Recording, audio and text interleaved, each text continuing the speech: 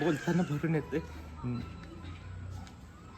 आपल्याला वडिलांची आठवण येतात. जसं तुम्ही नाव घेतलं म्हणजे असं काय म्हणतो आपण त्याला, सुरुवातीच्या काळात प्रत्येकाला आधार वाटतो ना.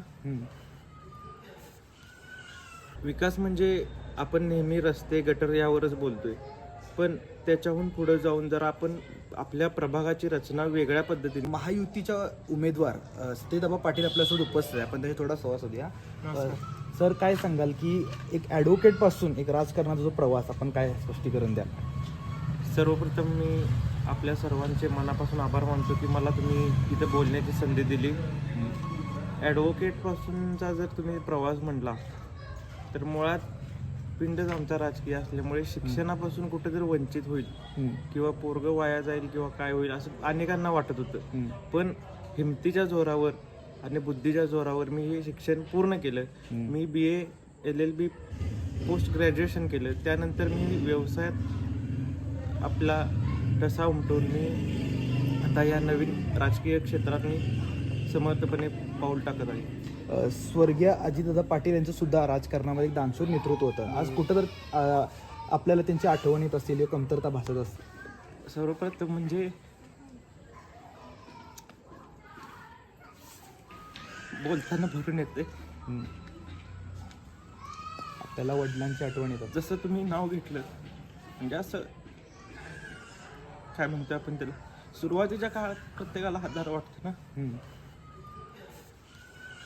तसं कुठेतरी आपण त्या आधारापासून वंचित आहे असं सर्वप्रथम वाटत होतं. पण त्यांची जागा माझे चुलते प्रवीणसिंह पाटील यांनी घेतली. त्यांनी मला प्रत्येक क्षेत्रात सहकार्य केलं, मार्गदर्शन केलं आणि ते माझ्या पाठीमागे ठामपणे उभे आहेत.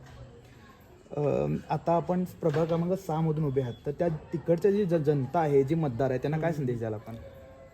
या जनतेला मला एवढंच सांगायचं आहे की तुम्ही उमेदवार निवडताना सुशिक्षित, सर्व सक्षम व प्रभावी नेतृत्व आपण निवडावं.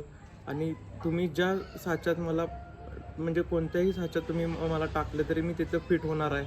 माझं असं काय नाही की मी हेच करणार तेच करणार, माझं तसं काय नाही. तुम्ही मला कुठं पण बोलवा, काहीही काम सांगा, मी तिथं कुठंच कमी पडणार नाही.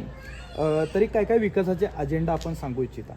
विकास म्हणजे आपण नेहमी रस्ते गटर यावरच बोलतोय, पण त्याच्याहून पुढे जाऊन जर आपण आपल्या प्रभागाची रचना वेगळ्या पद्धतीने, जसं की योजनांचा लाभ मिळून, जसं की लाडकी बहीण असेल, PM मोदींची आवास योजना असेल किंवा इतर ज्या शासनाच्या योजनांचा जो लाभ आहे तो मी त्यांच्यापर्यंत पोहोचवायचा प्रयत्न करेन. आणि दुसरं म्हणजे महिलांच्या बाबतीत असो किंवा नागरिकांच्या बाबतीत असो, दर 6 महिन्याला आरोग्य कॅम्प, मोफत औषध उपचार हे घेणं किंवा हे घेत असताना त्यांना मोफत जे सोयीसुविधा आहेत शासनाच्या त्यांच्यापर्यंत पोहोचवणं हा माझं महत्त्वाचं आहे. सुहासिनी देवी पाटील आता नगराध्यक्ष पदासाठी उभे आहेत. धनुष्यबाणा चिन्हावर त्यांची लढत पाहायला मिळत आहे, तर आपल्याला कसं वाटतं?